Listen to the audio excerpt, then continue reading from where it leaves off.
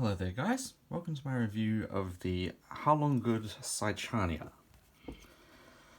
Now, surprisingly this is not the most expensive figure I've ever bought. Off Minizoo I think it was only around $30 New Zealand. That was converting from AUD. But, yeah. I don't actually own the most expensive one I've ever bought anymore because I gave that to somebody else. Wow. This thing is amazing.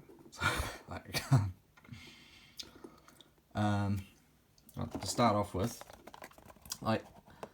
it came in a box like PNSO, but there wasn't actually anything in the box other than the figure, which I was a little bit surprised at.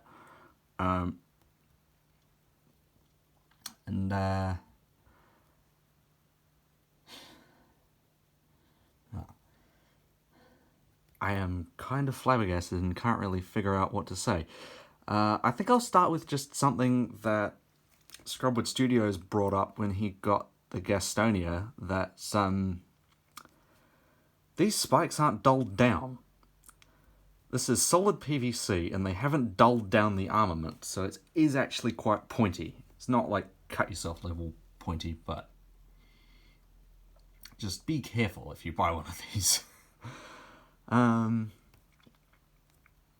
Underside, Haolonggood 2024. I think the stock images and also this camera just kind of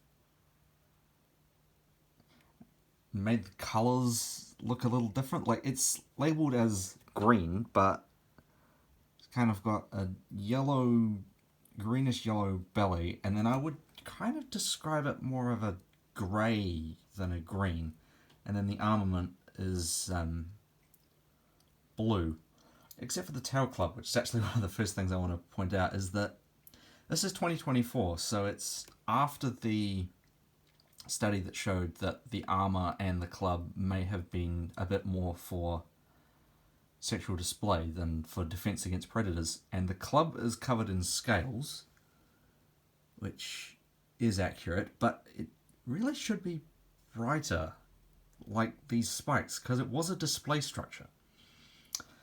In regards to the paint, some of it feels a little bit lazy. There are a couple of osteoderms here and there that haven't actually been painted.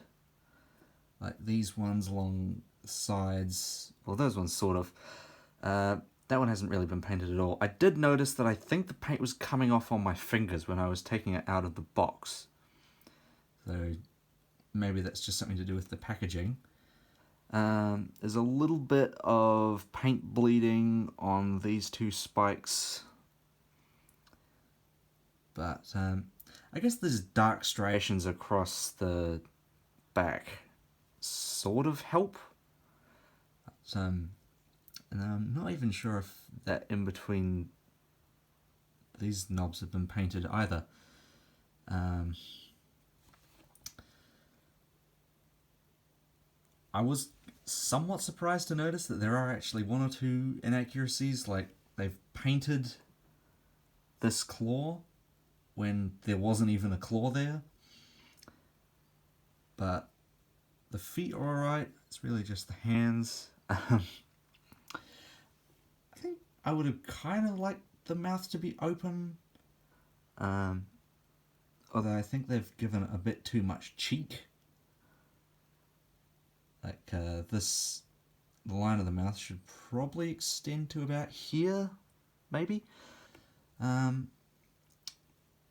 I do like how the eyes aren't just solid black, they are actually, there's a very dark grass green, which I think is quite neat. And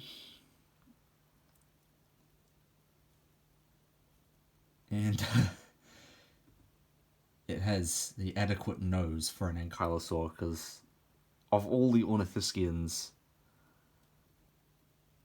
well, of all the armoured ornithischians, ankylosaurs seem to have had the ultimate olfactory centre.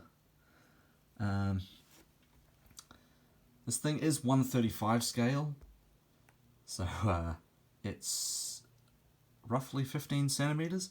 Which means like it did feel a little bit small when I first compared it to what I'm going to be using it with, the project I bought it for, but I think it'll actually be alright because this animal was roughly 5 to 7 meters.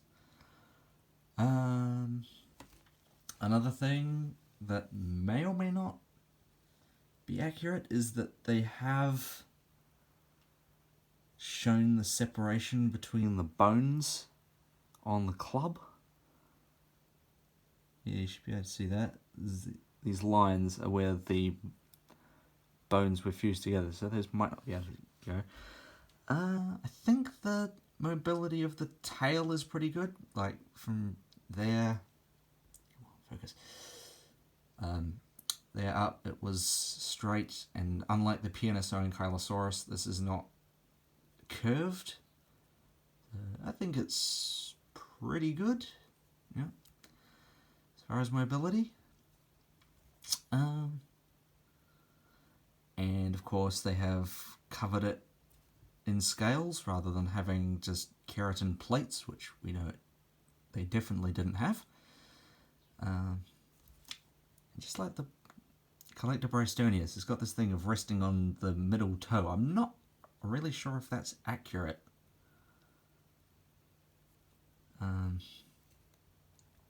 Although it doesn't have dew claws. I don't know about that either. I don't know enough about ankylosaurs to be doing this, really. And it is adequately wide. So, getting into some size comparisons. Got the standard of the Papodimetrodon, which of course is horrendously out of scale, even if it was Dimetrodon angelensis. Got the Safari Velociraptor and the Collector Mini T-Rex, and then something it's going to be encountering in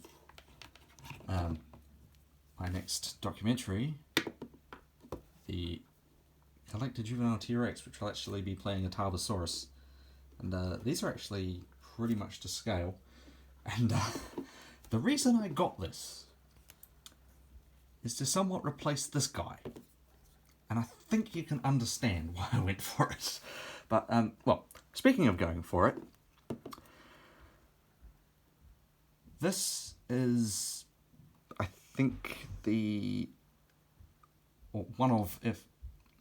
it's one of the most expensive ankylosaurs on the market.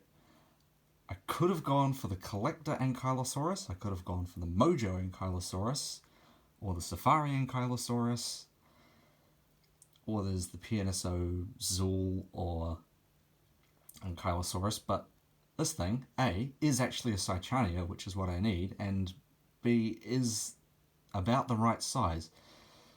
It's, yeah. Mini Zoo has opened up a whole lot of avenues for me now.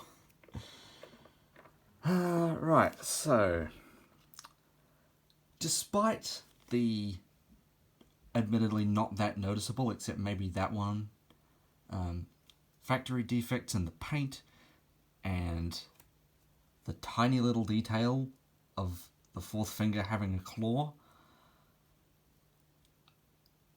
I think this is definitely worthy of a 5 out of 5. And it occurs to me I haven't given anything a 5 out of 5 since the Collector Elasmosaurus. Right. I think that's all for now. Thanks for watching, and I'll see you next time.